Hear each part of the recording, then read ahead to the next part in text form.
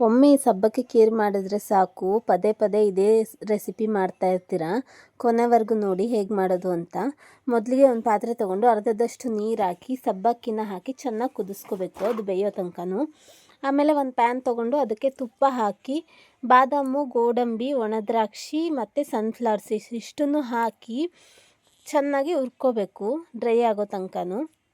ಇವಾಗ ಅದನ್ನು ತೆಗೆದು ಮತ್ತೊಂದು ಕಡಾಯಿ ಇಟ್ಕೊಂಡು ಅದಕ್ಕೆ ಆವಾಗಲೇ ಕುದಿಸಿರೋ ಅಂತಹ ಸಬ್ಬಕ್ಕಿನ ಹಾಕೋಣ. ಇವಾಗ ಅದಕ್ಕೆ ಹಾಲು ಮಿಕ್ಸ್ ಮಾಡ್ತಾಯಿದ್ದೀನಿ. ಹಾಲು ಕುದೀತಾ ಇರುವಾಗ ಅದಕ್ಕೆ 1 ಕಪ್ ಆಗೋಷ್ಟು ಸಕ್ಕರೆ ಹಾಕ್ತಾಯಿದ್ದೀನಿ.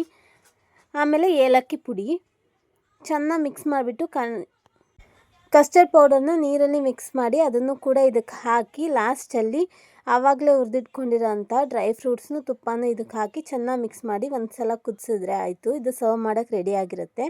ನೋಡಿ, ನೀವು ಒಂದು ಸಲ ಮನೇಲಿ ಟ್ರೈ ಮಾಡಿ, ಹೇಗಿದೆ ಅಂತ ಕಮೆಂಟ್ ಮಾಡಿ.